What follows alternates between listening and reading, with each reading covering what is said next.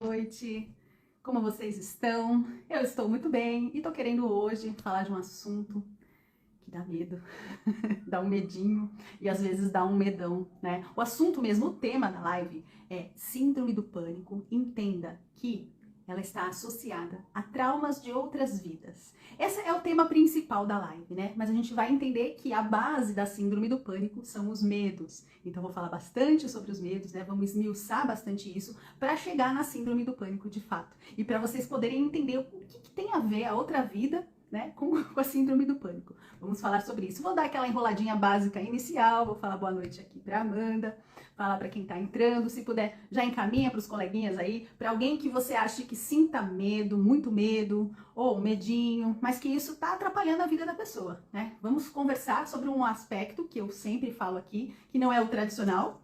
Aqui o aspecto é diferentão, né? Nós vamos falar sobre o lado energético e o lado espiritual de tudo isso, né? E aqui não é a terapia convencional, todo mundo que já me acompanha já sabe como que é. Boa noite, quem tá entrando, mais uma enroladinha pra gente entrar no tema de fato. Vou só tomar um gole de água e lembrar sempre pra mim mesma que é uma live, não é um vídeo, que eu preciso respirar e esperar vocês responderem, porque às vezes demora um pouquinho. Então vamos lá, primeiramente, eu quero deixar bem claro que eu vou falar sobre síndrome do pânico, sobre ataque de pânico, crise, e eu não tenho nenhuma pretensão de falar o termo técnico correto, sabe? Porque isso aí deixa com o psiquiatra, né? Porque é ele que diagnostica de maneira correta. Pra mim, eu vou falar no sentido assim, sem ter tanto cuidado com isso, se eu tô falando o termo certo ou não. Não importa, importa é a dor, né? O que você estiver sentindo, o sofrimento que tem por trás. Se vai ser rotulado como síndrome, tudo bem. Se vai ser chamado de crise, também tudo bem, ou de ataque, isso tudo não importa, né? O que importa pra gente é entender o que tem por trás. Boa noite, quem tá entrando. Qual é a base da síndrome do pânico? Vamos começar por aí. A base principal é o medo, né? E o que é o medo? O medo é uma emoção instintiva. Todo mundo sente. Não tem o que fazer. Peraí que eu tô dando boa noite aqui, quase que eu desliguei a live. Boa noite, Hebe. Todo mundo sente medo, não tem como fugir disso, não tem como não sentir, né? Faz parte da nossa natureza. O problema do medo é quando ele tira a gente de um estado natural, vamos dizer assim. Ou ele nos paralisa, ou ele faz com que a gente não consiga fazer algo, né? Que a gente não consiga dar um passo ou enfrentar alguma situação. Aí ele é problema, né? Ele começa a ser mais complicado. Mas sentir medo não tem o que fazer, é da natureza. A gente vai ter isso em algum momento, em vários momentos, né? Medos menores e medos maiores, né? Tem fases que a gente sente ali né? Um medo muito grande, mas o fato é que, vamos entender que o medo, eu gosto de chamar que o medo é uma loucurinha da nossa mente. É uma doideira nossa, né? Porque, na verdade, ele não é real. Vamos pensar. Existem perigos. Perigos são reais. Então, por exemplo, eu tô numa estrada, tô dirigindo, alguém me fecha, né? Uma possibilidade de acidente me dá um medo. Aquilo é real porque tem um perigo. Eu posso sofrer um acidente. Ou eu olho para uma situação, tô na rua e percebo que eu vou ser assaltado, que vai ter um perigo ali que tá chegando, entende? Aí é real. Existe uma realidade de um perigo. E aí isso me traz o medo. Ou alguém que eu gosto muito, alguém que eu amo, tá numa situação de risco, vai trazer o medo. Então todas essas situações, elas são de fato reais, né? O perigo é real. Agora o ponto, né, que eu quero trazer aqui para essa live são os medos que são ilusórios, que estão só dentro da nossa mente, da nossa cabecinha aqui doida. E muitas vezes a gente alimenta esse medo, ele era pequenininho, de repente você vai alimentando e a coisa cresce. Boa noite, Gabi. Ai, adoro corações. Mandem corações para dizer que vocês estão me ouvindo. Gosto muito. Isso aí. O senzinho também eu gosto. Tô falando sobre medo e vou falar sobre a síndrome do pânico, né? E o que tem a ver tudo isso com as outras vidas, né? Eu não vou falar aqui nada convencional. Oiê, Gabi, doutora Gabriela, participando aqui com a gente. Então vamos lá. Eu falei que o medo, ele é uma loucurinha da cabeça, certo? E o perigo não, o perigo é real. E o que acontece com o nosso cérebro e com todo o nosso sistema, né? Vamos entender o sistema quando eu falar assim, toda a parte do nosso metabolismo, dos nossos hormônios, né? O que acontece para o cérebro? Não importa se o que você está pensando é algo real, se tem um perigo mesmo acontecendo, vem um assaltante ali, tá botando a arma na minha cabeça, real, ou se eu tô vendo um filme, que aquele filme tá me despertando um medo. Para o cérebro, não importa, ele não sabe o que é real e o que não é, e o que é ilusão. Então, muitas vezes, esses medos de loucura da nossa mente, eles começam de algo que a gente vai imaginando, sabe aquelas historinhas que a gente vai criando às vezes na mente? E aí o cérebro acha que tem um perigo. E o que que faz? Todo o nosso sistema começa a gerar hormônios, né? Para que você possa sair dessa situação. E quais são as duas possibilidades? Ou eu vou lutar contra aquele assaltante, contra aquele bicho, contra aquilo que tá vindo me atacar, ou eu vou fugir. É lutar ou fugir. Né? É enfrentar ou correr. É isso que a gente tem como instinto, como natureza básica. E para isso, o corpo, o nosso cérebro, né, começa a mandar adrenalina, cortisol, porque você precisa fugir, você precisa correr. E isso começa a mexer com todo o nosso metabolismo. E aí começam o que a gente chama de crises. A pessoa passa a respirar de uma forma mais curta, né? Parece que falta o ar. O coração acelera. Aí existem diversos sintomas, né? Mas os mais clássicos aqui. Boa noite, Má. Os mais clássicos são o suor na mão, uma sensação de frio e de calor ao mesmo tempo. A pessoa vai ficando tonta, parece que ela vai desmaiar, parece que ela vai perder o controle. Aquilo vai tomando uma proporção. Por quê? Porque dentro da cabeça dela tá acontecendo uma coisa muito complicada, muito séria, e o corpo tá reagindo. Bora correr, bora acelerar o coração, porque você precisa correr ou você precisa enfrentar. Né? É assim que o corpo está dizendo pra gente, é isso que quer dizer, todos esses sintomas, né? Esses efeitos de quando começa uma crise de medo, de pânico, de ansiedade, né? É por causa disso, porque não dá pra distinguir o que é real e o que não é. Boa noite. A Gabriela está falando que ela sabe exatamente como é isso, socorro. É, socorro mesmo. E aí, vou trazer um exemplo aqui de como o medo, ele mexe demais com a gente. Gente, mexe muito com a gente. Vou dar um exemplo que aconteceu comigo a semana passada. Você teve hoje, inclusive, ela falou, uma crise, mas o seu é ansiedade, né? Não é tanto crise de síndrome de pânico mesmo, é mais ansiedade no seu caso. Mas é parecido, os sintomas, eles são parecidos nesse momento, né? No momento que começa, que dá o gatilho, toda a parte física, ela é mais ou menos parecida. Então, o exemplo que eu queria dar o quanto nós somos sugestionáveis, muito sugestionáveis, e o quanto é perigoso o que a gente assiste na televisão, o que a gente dá ouvido, o que a gente vê na rede social, porque isso vai acionando dentro da gente essas loucurinhas. A Gabriela falando que é ansiedade mesmo, eu sei como é. Bom, o exemplo é o seguinte, semana passada eu tive dengue, né? Eu acho que eu tive dengue porque não saiu o resultado ainda, mas tudo leva a crer que sim. E aí, nos 2 primeiros dias eu tive uma febre baixa, não foram sintomas muito complicados. Eu tava bem, relativamente bem, eu me conheço, sei como eu sou. E aí o tempo todo, a minha família, inclusive a dona Gabriela que está aqui, falando, vai no médico, vai no médico. Sumiu o sim? O que é sumiu o sim, Hebe? Não entendi. Explica melhor? Então, eu estava ali muito bem, passando os dias, trabalhei na segunda-feira, mas não senti muito bem, não trabalhei na terça, e assim foi. Até que, no 6º dia dos sintomas, eu tava numa conversa, num vídeo chamada com as minhas irmãs. Voltou o som. Tinha sumido o som? Então eu vou falar de novo. Será que vocês não ouviram o começo da minha história? Boa noite, Marisa.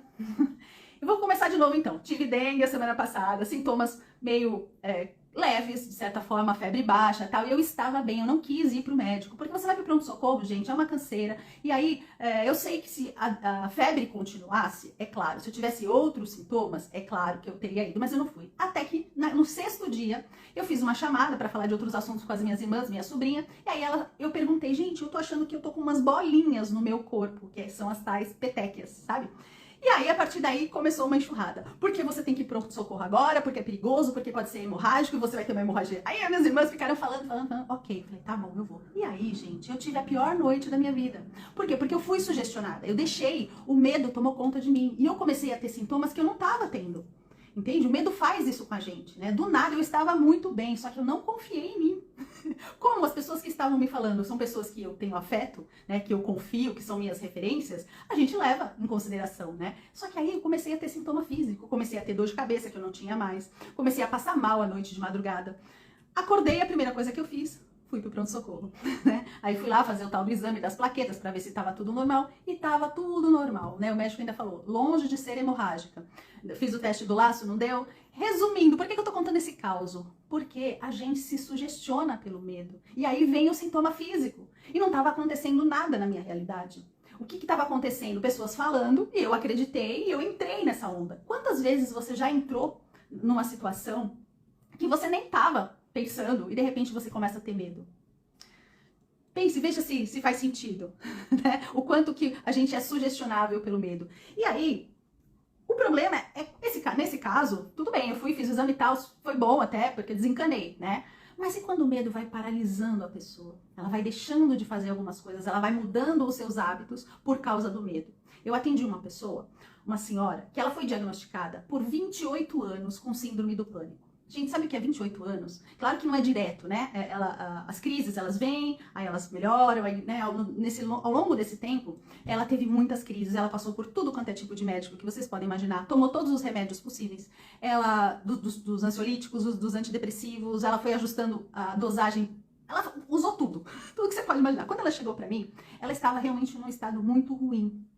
Por quê? Porque o medo, como ele vinha do nada, né? Essa é uma grande característica. Do nada. Você tá lá, de repente começa a sentir a sensação ruim. Ela começou a mudar o hábito dela. Ela não saía mais sozinha na rua. Ela era ativa, mas quando vinha essas crises de medo, ela não ia pra rua sozinha. Ela tinha que estar sempre acompanhada porque ela não sabia a que momento que ia ter uma crise, né? E aí ela começou a nem fazer mais isso, porque ela ficava dependendo de outra pessoa. Então ela não saía de casa.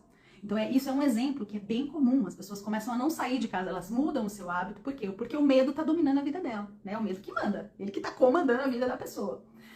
E aí, esse é um tipo de medo que paralisa, né? Que mudou o hábito dela por muito tempo, por muitas vezes, né? O quanto que isso é muito sofrido. Eu vim fazer essa live porque eu vejo, esse é um exemplo, eu tenho vários exemplos de pessoas que já testaram muitas terapias, né? Muita terapia convencional, e eu, assim, acho excelente a terapia convencional, mas existem situações, que é o que eu vou explicar agora, e que a pessoa fica lá muito tempo na terapia convencional, muito tempo tomando os remédios. Os remédios, eles são super importantes, né? Entenda bem, num primeiro momento, dependendo do caso, quando a pessoa está numa crise muito aguda, ela precisa ajustar a química cerebral, né? É importante isso, precisa.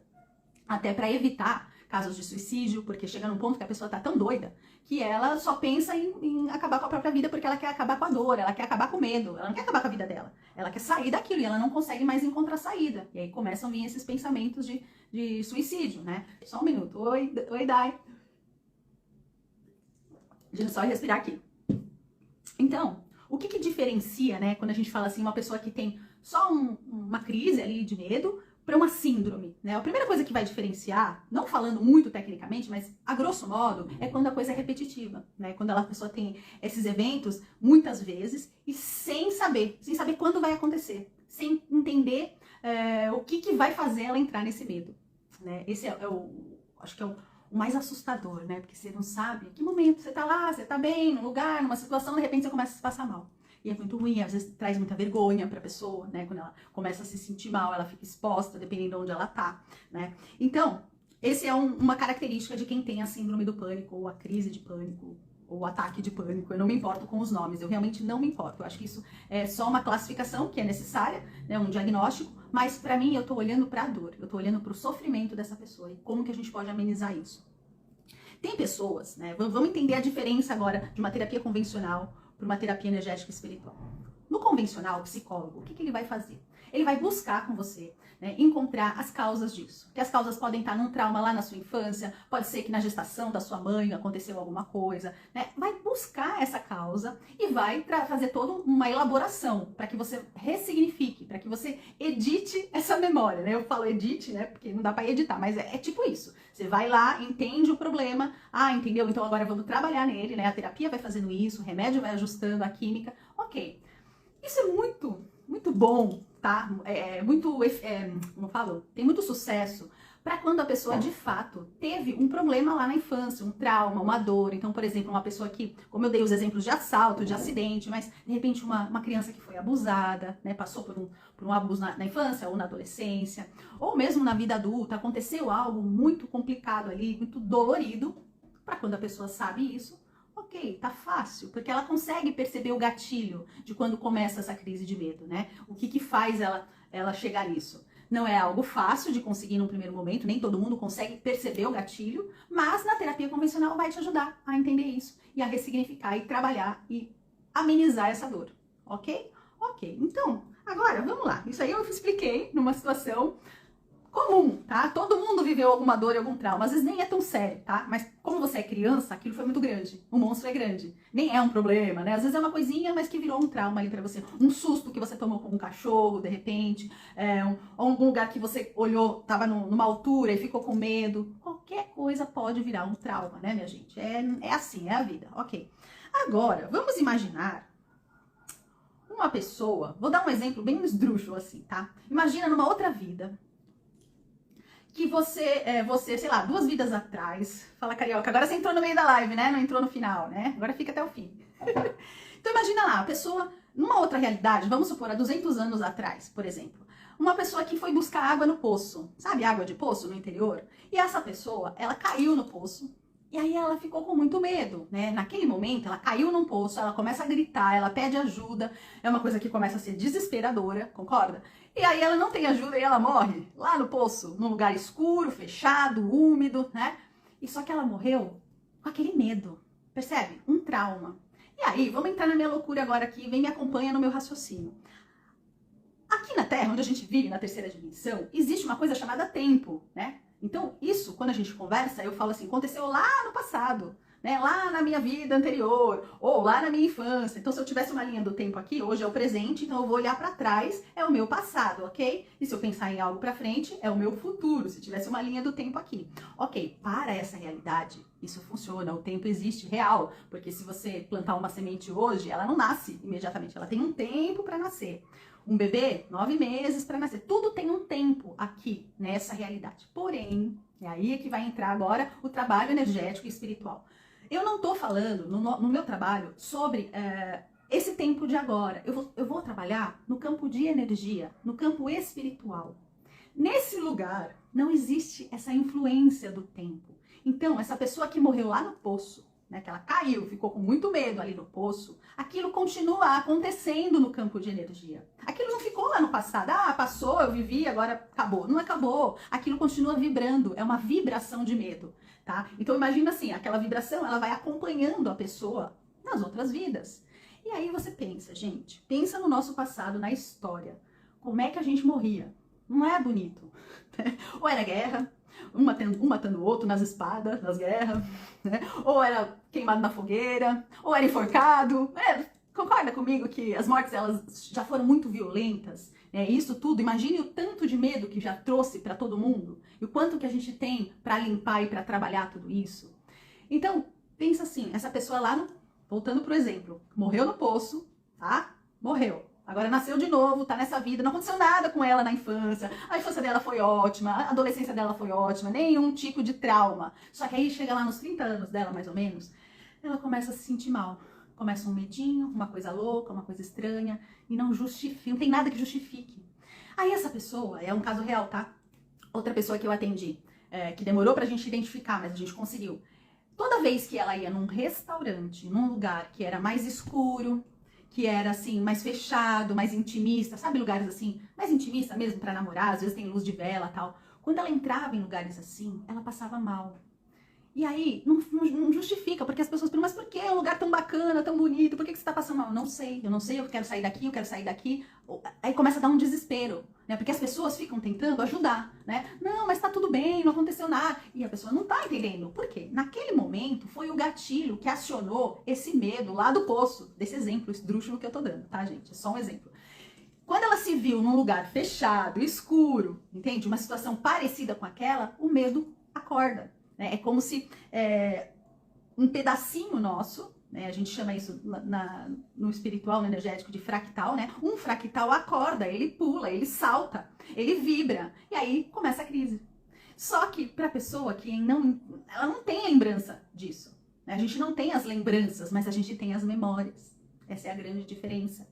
Né? Na terapia convencional, você vai buscar as lembranças e você vai ressignificar isso, e perfeito. Só que as memórias que estão inconscientes, né? Você pode chamar isso de trauma, você pode chamar isso, a gente chama de fractal, né? De massa, de bloco, de bloqueio, tem muitos nomes para isso, né? Nossos pequenos pedacinhos, nossas pequenas alminhas, elas estão aqui todo o tempo com a gente. E em algum momento ela é acionada, é como se ela acordasse, e aí vem a crise. E aí a pessoa acha que tá doida. Né? As pessoas em volta começam a, né, não tá entendendo bem, leva no médico e toma remédio, e às vezes, aí começam aquelas situações também, não é só a síndrome do pânico, tá? Mas tem casos assim de diagnóstico de TDAH, bipolaridade, burnout não, aquele outro lá, borderline, tem esquizofrenia, tem vários, gente, tem várias síndromes e questões que a pessoa não encontra justificativa nessa vida, nesse momento, né, no que ela viveu, e aí ela acha que tá doida. Porque ela sente, ela não sabe explicar, né? E aí é o que é. Então, por isso que eu quis trazer essa clareza, que isso existe, gente. E eu tenho uma vontade de falar isso, de gritar pra todo mundo. Por quê? Porque dá pra tratar, porque dá pra aliviar isso. Né? Tenho vários casos de pessoas, essa senhora de 28 anos de síndrome do pânico, gente do céu. Em 4 ou 5 sessões, ela já estava muito diferente. Por quê? Porque a gente limpou essa massa de medo, a gente afastou tudo que estava em volta e ela começou a sair de casa de novo. Ela vinha para a terapia sozinha, ela começou a vir. Então você imagina uma pessoa ser liberta, né? Porque isso é uma prisão, né? O medo, ele aprisiona a pessoa. Então, esse é um caso, tenho vários. Esse outro da moça que conseguiu identificar, foi muito bacana. Mas nesse caso foram alguns blocos de tratamento para ela conseguir identificar o gatilho. A gente não entende a causa, porque a causa não tá nessa vida, não tem problema. Não sei se foi um poço, não pode ser que não tenha sido um poço, pode ter sido uma outra situação. Mas ela conseguiu identificar o gatilho. Cada vez que ela entrava em determinado lugar, daquela forma, ela começava a se sentir mal, entendeu? Boa noite, Bianca. Quem mais tá entrando aqui? Deixa eu ver se alguém falou alguma coisa. Gente, falem alguma coisa. Vocês me perguntem se vocês quiserem. Pamela tá aqui. Boa noite. Me ajuda aqui. Vai falando se vocês estão entendendo, se tá legal, pra eu poder seguir. Falou boa noite. Tô vendo aqui o que vocês estão falando. Manda coração pra ver se vocês estão me ouvindo. Bom, então vamos lá. Acho que estão, né? Porque demora um pouco pra vocês responderem. Eu faço as perguntas, vocês demoram pra responder. É normal. Entenderam até aqui? Isso, coração, gostei. A diferença de quando a gente trata no convencional, de quando a gente trata no espiritual energético, né? Nunca uma coisa, não vou dizer nunca, jamais que é ruim a terapia, nunca, nem que o remédio é ruim, não é isso. Mas existem situações que vai ser muito difícil de curar, entende? Pode até amenizar, claro, com o tempo vai aliviando, a pessoa vai entendendo, mas é muito mais demorado, são anos de tratamento às vezes, né? E no caso do energético, eu até acho às vezes que demora, mas não demora, gente. Em 3 meses, um bloco de tratamento, a pessoa já sente um alívio. Claro que cada situação é diferente da outra. Às vezes leva um pouco mais de tempo, mas pensa, comparado com anos, né, de terapia convencional, anos de remédio. E o remédio, gente, o que eu ouço? Isso é experiência minha, das pessoas que já usaram, usam. O que elas falam? Que num primeiro momento é muito bom, ajuda, porém, se não acerta a dosagem, é difícil acertar a dosagem às vezes, né? Elas falam muito que elas se sentem muito dopadas, muito assim, sem o ânimo que elas tinham antes. Às vezes a pessoa é bem ativa e aí ela não consegue mais ser ela mesma, né? Muda um pouco esse jeito dela, porque ela fica mais lenta, né? Não é todo mundo, claro, mas algumas falam muito isso, né? Que elas não querem mais o remédio por causa disso, por conta de se sentirem meio dopadas, né? Alguém tem alguma experiência dessa aqui? Se puder, fala pra mim aqui o que vocês sabem sobre isso, o que vocês já sentiram, né? Sobre isso, sobre os remédios. Então, uma forma de você se libertar desses remédios é fazendo a limpeza energética, a limpeza espiritual, porque aí a gente vai lá na causa, mesmo que a gente não entenda, tá? Muitas vezes a pessoa não vai entender. A gente só vai identificar que tem ali um problema, vamos dizer assim, um trauma, mas a gente não vai entender ele e tudo bem, a gente só vai limpar. Né? Existem dentro da terapia do humanoterapeuta, né, esqueci a palavra, do método, né, da metodologia, existem várias etapas, né? Tem etapa de regressão, porque a gente precisa voltar lá muitas vezes. Tem etapa espiritual, tem etapa de reprogramação. Lembra que eu falei que existem as memórias? Existem as memórias, que são esses fractais, e existem as memórias celulares. Isso é bem louco, gente. A gente vai vibrando ao longo da vida, né? Você vai vibrando e você vai impregnando nas células aquela vibração. Então, se for o medo, por exemplo, aquilo vai ficando ali acumulado. Então, potencializa muito quando você tem uma situação real de medo. Né? Era para você ter um medinho aqui e você tem um medo maluco porque você tá tudo potencializado, né? É um efeito, uma sensação que as pessoas falam que depois do tratamento melhora muito, porque parece que fica leve. E fica, porque a gente tira o peso, né? O peso do medo. E eu tô falando aqui de medo, mas você pode entender qualquer coisa que você sinta e que você não encontre a explicação lógica, tá? Por exemplo, né? O medo é o campeão, mas acho que segunda emoção seria a culpa. Quantas pessoas que falam, nossa, eu me sinto culpada, mas não tem motivo para eu ter essa culpa. Eu sei que eu não sou culpada, mas eu sinto essa culpa. Entende? entende? Então, é pra qualquer coisa que você sinta e que não tenha explicação lógica, cara, não tá aqui, tá num outro momento da sua vida, tem um registro ali, tem um trauma, um fractal, uma massa, não importa o nome que você dê, tá no inconsciente, entendeu? Existe algo que você não tá vendo, mas que tá afetando a sua vida diretamente, te trazendo sofrimento. Então, se a gente puder aliviar, que bom, né? É um processo de alívio, não é uma coisa, não é uma mágica, não é de um dia para o outro. Tem todo um trabalho do terapeuta junto com a pessoa, porque a pessoa precisa querer também mudar algumas coisas, alguns comportamentos, mas a melhora é gigante. E tem só mais um ponto, deixa eu ver o tempo aqui, que eu queria falar. Não vou aprofundar nessa live, vou aprofundar em outra que eu quero fazer. Mas, pensa nessa pessoa que sente a crise, que tem o medo, tá? Se essa pessoa, se ela tiver uma mediunidade reprimida ou em desequilíbrio, o que é isso, né? Reprimida é assim, não usa, né? Tem a habilidade, tem a capacidade, mas não usa. Se ela tem isso, ou se ela tá naquele momento bagunçado da mediunidade, o que é isso? Por exemplo, tá? Exemplos. Existem muitas situações, mas eu vou dar um exemplo. Uma pessoa que é clariaudiente, ela ouve. Tá? Tem gente que vê, que é clarividente, que vê o espírito e tal, e tem os que ouvem, né? Um exemplo. Essa que ouve. Quando ela tá com a mediunidade muito bagunçada, em desequilíbrio, ela não sabe mais o que é que ela tá ouvindo. Se o que ela ouve é verdade, se é de gente, se é de espírito, se é da cabeça dela, se ela tá louca, os pensamentos ficam muito confusos. Por quê? Porque a mediunidade dela vai fazer com que, além desse trauma que ela tenha, né? Esse trauma vai acabar sintonizando com seres que têm a mesma vibração, o medo, por exemplo.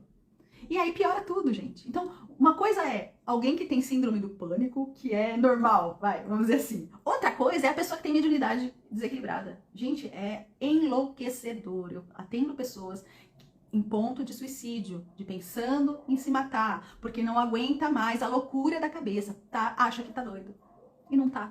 Na verdade, precisa tratar tudo isso, precisa limpar esse trauma, que não é dessa vida muitas vezes. Existem os dessa vida também, tá? No tratamento não é só da vida passada.